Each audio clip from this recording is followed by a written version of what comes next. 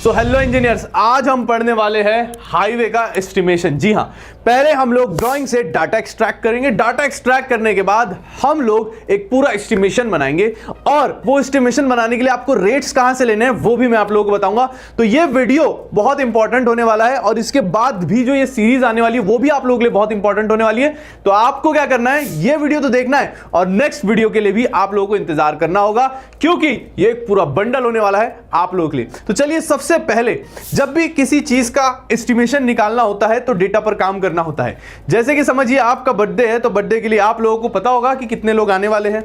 उस हिसाब से आप समोसे, कचौरी या मिठाई या कोल्ड ड्रिंक ऑर्डर करोगे। तो ये हो गया एक तरीके का एस्टिमेशन। तो इसके लिए डेटा चाहिए और डेटा कहां से लेंगे हम लोग? डेटा लेंगे हम लोग हाईवे की ड्राइंग से। और कौन सी ड्राइंग से? सबसे पहले आज हम पढ़ने वाले हैं TCS drawing, typical cross sectional drawing. तो चलिए ड्राइंग की तरफ। तो ये आ गए हम लोग हमारी टीसीएस ड्राइंग पर। यहां पर आप लोगों को देखने मिल रहा होगा कि यहां पर डिनोट भी किया गया है कि यह है हमारी टिपिकल क्रॉस सेक्शनल ड्राइंग। अब आप लोगों को हो सकता है कि थोड़ा सा दिक्कत हो रही हो देखने में, तो चिंता नहीं करनी है, मैं आप लोगों को जूम करके जरूर दिखाऊंगा। परेशान बिल्कुल नहीं होना है, मैं आप लोगों के साथ हूं, है ना। तो अब हम लोगों को क्या करना है, यहां पर हम लोगों को कुछ डेटास देखने हैं, ठीक है। सबसे पहले बताया गया है राइट ऑफ वे के बारे में। राइट ऑफ वे के बारे में थोड़ा हम जान लेते हैं। राइट ऑफ वे मतलब होता है कि हम लोगों के पास जो रोड का हिस्सा है, जो हाईवे कंस्ट्रक्शन का हिस्सा है, वो कौन सा पोर्शन है जिस पे हम लोग काम कर सकते हैं, जिस पर हम लोगों का अधिकार है, जिस पर हम लोगों का राइट है, वो होता है राइट ऑफ वे। जैसे कि आप लोग देख रहे हो, यहां से ROW यहां तक है।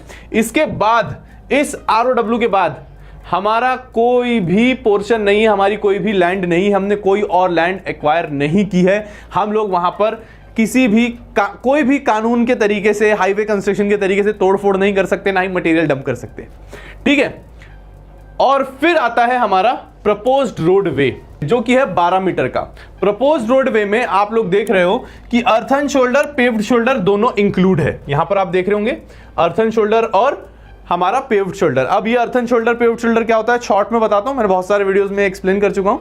शोल्डर जो होते हैं, ये नहीं, शोल्डर मतलब कि आप लोगों ने देखा होगा कि हाईवे में जो व्हाइट लाइन होती है कॉर्नर में, उसके बाद भी थोड़ा सा जो है वो बिटुमिन का या फिर कंक्रीट का रोड बचा हुआ होता है, उसे कहा जाता है पेव्ड शोल्डर, है ना। इमरजेंसी पर जब भी हमें गाड़ी कॉर्नर में लगानी हो हाईवे कंस्ट्रक्शन में, तो उस व्हाइट लाइन के कॉर्नर में हमें वो गाड़ी हमारी पार्क करनी होती है। वही पार्किंग के लिए, इमरजेंसी पर्पसेस के लिए ही शोल्डर होता है। दो तरीके के शोल्डर होते हैं, एक paved shoulder.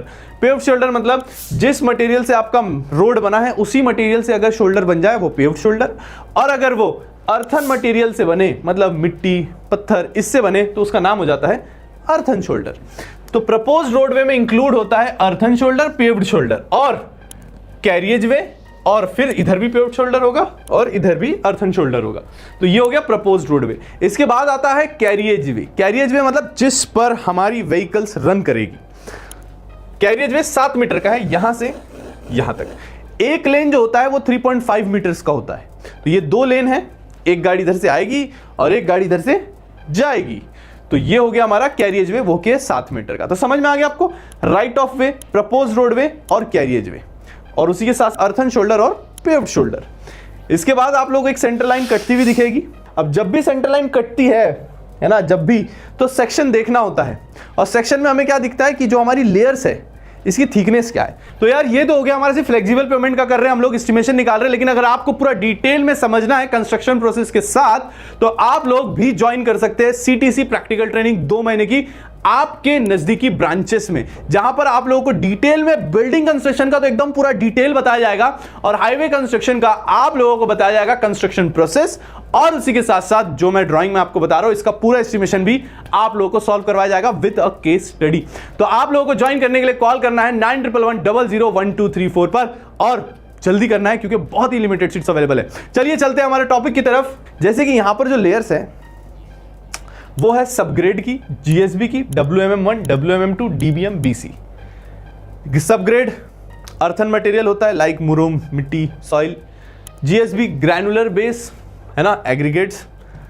WMM wait mix macadam, DBM dense bitumen macadam, BC bitumen concrete. ये सब लिखते चलना है ना आप लोगों को, बहुत काम आने वाला है ये आगे।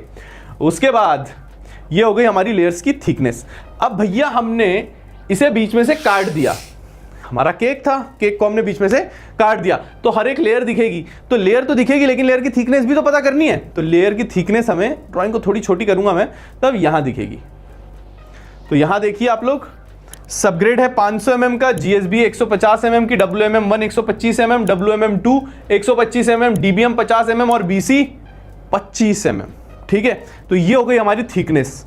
अब ये पूरी ड्राइंग है हमारे पास। उसी के साथ साथ एक और चीज इसमें अवेलेबल है, यहां पर अगर आप देखें तो यहां कहीं एक छोटी सी आपको ड्रेन लाइन भी दिखाई दे रही होगी, एक ड्रेन लाइन भी दिखाई दे रही होगी, लेकिन ये एक नहीं है, ये दोनों तरफ है। यहां भी ये देखो, यहां भी एक और ड्रेन लाइन है। दोनों तरफ ड्रेन लाइन क्यों है? एक तरफ भी दे सकते थे, चलिए वो भी समझते हैं। दोनों तरफ ड्रेन लाइन इसलिए है क्योंकि यहां पर जो कैम्बर है, यहां पर जो कैम्बर दिया हुआ है, कैम्बर मतलब क्या कि जब बारिश की बूंदें टिप टिप टिप टिप यहां ऐसे गिरेगी, है ना, तो जो पानी है वो इधर भी फ्लो होगा और इधर भी फ्लो होगा। क्यों होगा? क्योंकि दोनों तरफ 2.5% का स्लोप दिया हुआ है, दोनों तरफ 2.5% का स्लोप दिया हुआ है। यहां पर आप देख सकते हो 2.5% और यहां भी आप देख सकते हो 2.5%, तो ये 2.5% का स्लोप है। अब अगर आप सोच रहे होगे कि सर स्लोप है मतलब कितना डाउन करना होगा, तो एक एग्जांपल से समझाने की कोशिश करता हूं आप लोगों को। ध्यान दीजिएगा, बहुत इंपॉर्टेंट टॉपिक पढ़ रहे हैं हम लोग, नोट डाउन करते रहिए, नोट्स बनाते रहिए, है ना, मेरी एनर्जी वेस्ट नहीं होनी चाहिए। एग्जांपल के तौर पर हम समझते हैं कि जो हमारा ये सेंटर पॉइंट है, ये हमारा जो सेंटर पॉइंट है, इसका जो RL है, रिड्यूस लेवल, ये है 100 मीटर, ये है 100 मीटर। और अब इसका 100 मीटर है, तो यहां से जब ये 2.5% कम होगा, कहां तक 2.5% कम हो रहा है? देखो यहां पर 3% दिया हुआ है, मतलब यहां तक 2.5% है, यहां तक 2.5% है, यहां तक 2.5% है। जूम कर दूं देखने के लिए आप लोगों के, है ना, थोड़ा, ताकि आप लोगों को और क्लियरली दिखाई दे। थोड़ा घूम के पढ़ाना पड़ेगा, कोई बात नहीं, ठीक है। तो ये RL यहां पे 100 है और यहां तक, अब यहां की हाइट कितनी हो जाएगी हमें ये पता लगाना है। तो लेंथ देख लेते हैं हम लोग, ये है 3.5 मीटर्स, क्योंकि ये 7000 है तो ये 3.5 हो गया, इसका आधा, और ये है हमारा 1.5 मीटर, मतलब लगभग 5 मीटर है, ठीक है। अब 5 मीटर ये ट्रैवल कर रहा है और इसे 2.5% कम करना है। कैसे निकालेंगे बताइए जल्दी से, कमेंट सेक्शन में बताइए, फिर मैं सॉल्व करता हूं, देखते हैं कौन सही जवाब देता है। तो जल्दी जल्दी कमेंट कीजिए और मुझे आंसर बताइए। जिनको नहीं समझ में आया उनको मैं समझाता हूं, बहुत आसान तरीका है। कैलकुलेटर निकालो, अपने फोन का ही निकाल लो यार, कैलसी की भी जरूरत भी नहीं है। टोटल कितना हो गया भाई? ये हो गया 5 मीटर। तो चलो MM में लिखते हैं, MM में जल्दी समझ में आएगा आप लोगों को। ये हो गया 5000 mm। 5000 mm का हमें 2.5% निकालना है, उतना ही कम होगा वो, है ना। तो 2.5% के लिए क्या करो भाई, इंटू कर दो 2.5%, आंसर निकल के आ जाएगा आप लोगों का 125 mm।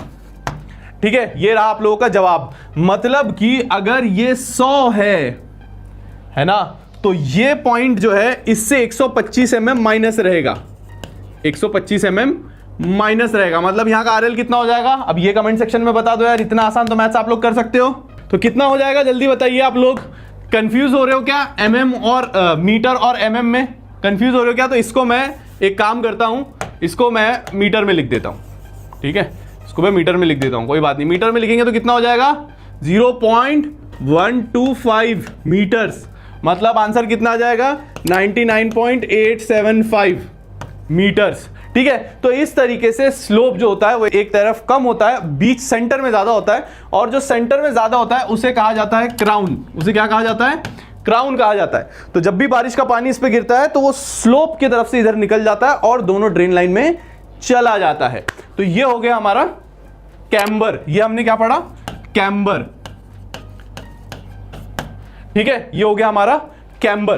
तो ये हो गया हमारा कैम्बर। अब हम आगे चलते हैं और ड्रेन लाइन देख ली आप लोगों ने। अब ड्रेन लाइन का हम लोग ये देख लेते हैं कि ड्रेन लाइन का स्पेसिफिकेशन भी यहां दिया हुआ है। 120 mm की यहां पर थिकनेस वाली वॉल है ना। हाइट जो है वो 600 mm है। उसी के साथ साथ जो विड्थ है हमारी वो भी 600 mm है। ये जो हमारी थिकनेस है ये 600 mm है। उसके बाद PCC किया हुआ है 100 mm का, M15 यहाँ पर यूज़ किया हुआ है, M20 हमारे कंक्रीट के लिए यूज़ किया हुआ है, ड्रेन के वॉल के लिए। तो ये डिटेल्स है कुछ। उसी के साथ साथ यहाँ पर आप डिटेल देखते हो अगर, तो ये हो गया हमारा पेव्ड शोल्डर यहाँ तक, और उसके बाद WMM 150 mm एक्सटेंड किया हुआ है, WMM2 भी 150 mm एक्सटेंड किया हुआ है। लेकिन मुझे अगर ये निकालना हो कि भाई ये जो है हमारी ये पॉइंट, ये पॉइंट और उसी के साथ साथ ये, तो ये कैसे निकालूंगा मैं? इसे ही कहा जाता है क्रस्ट। यही हाईवे एस्टिमेशन का सबसे मेन पार्ट है ना, सबसे मेन पार्ट यही है कि आखिर क्रस्ट कैसे निकाले। जब भी क्रस्ट की बात होगी तो आपको ये निकालना है, टो विड्थ कहा जाता है इसे, है ना, कि टो विड्थ कैसे कैलकुलेट करें हम लोग। टो विड्थ होती है ये, क्योंकि हमें डिटेल कहां तक की दी है, यहां तक की दी है, यहां तक है 12 मीटर, लेकिन ये कितना होगा, ये कैसे निकाले, ये समझते हैं अभी हम लोग, ठीक है। और फिर यही निकलने के बाद हम लोग एस्टिमेशन सॉल्व कर पाएंगे, क्योंकि बाकी सारे डिटेल तो है हमारे पास, सिर्फ ये डिस्टेंस हमें नहीं दिया गया है, ठीक है। तो चलिए ये कैलकुलेट करने के लिए आप लोगों को ड्राइंग को थोड़ा ध्यान से देखना होगा। और यहां लेके आता हूं कॉर्नर में, यहां पर आप लोग देख रहे हो कि यहां दिया गया है कि 1 और 2। इसका मतलब क्या है पता है आप लोगों को? इसका मतलब ये है कि अगर ये जो हाइट है, अगर ये 1 मीटर है, तो ये जो लेंथ होगी, ये जो लेंथ होगी ये 2 मीटर होगी। सिंपल इसका ये मतलब है। तो हाइट कितनी है इसकी, कैसे पता लगाएंगे हम लोग? हाइट कितनी है, तो हाइट कितनी है पता लगाने के लिए हमें कहां जाना है? हमें जाना है थिकनेस पर। तो ये पता कहां से चलेगा? वो पता चलेगा यहां से, क्या कि हाइट कितनी है। तो सब ग्रेड कितना है? 500, जीएसबी कितना है? 150। कितना हो गया हमारा टोटल? 650। 650 के बाद हो गया हमारा 250 mm। 250 mm मतलब कितना हो गया? मिला दोगे तो हो गया 900। 900 के बाद कितना हो गया? 950 और ये 25, 975। तो पूरा टोटल हो गया 975। अब 975 कितना क्या हो गया हमारा? 975 हो गया है हमारा, ये जो 1 मीटर था ये हो गया है हमारा अब 975 mm, ठीक है, mm। तो अब ये कितना हो जाएगा? ये हो जाएगा हमारा, ये हो जाएगा हमारा इंटू 2, मतलब 2 इंटू 975 mm। कितना आ रहा है आंसर? जल्दी से कमेंट सेक्शन में बताइए। आंसर आ जाएगा 1950 mm, 1950 mm। मतलब कि क्या हो गया इसका मतलब? ये हो गया है कि यहां पर भी 1950 mm एक्स्ट्रा लेना है इस कॉर्नर में, उसी के साथ साथ ये भी जो पॉइंट है, ये भी जो पॉइंट निकला है एक्स्ट्रा, ये हो गया 1950 एक्स्ट्रा। मतलब टो विड्थ कितनी आ गई हमारी? टो विड्थ टोटल कितनी आ गई हमारी? प्रपोज रोडवे कितना था हमारा? 12 मीटर था। तो अब हमें क्या निकालना है? क्रस्ट निकालना है, यहां से लेके यहां तक आखिरी में हमें टो विड्थ निकालनी है। टो विड्थ कितनी है? तो टो विड्थ जो है हमारी वो हो जाएगी, कितनी हो जाएगी? ये कितना हो गया? 950 प्लस कितना करूंगा मैं? 7 मीटर करूंगा क्या? नहीं, प्रपोज रोडवे यहां तक का डिस्टेंस था हमारे पास, हमने ये एक्स्ट्रा निकाला है। तो ये कितना था हमारा? 12 मीटर, मतलब 12,000 mm। तो ये हो गया 12,000 mm प्लस कितना हो जाएगा?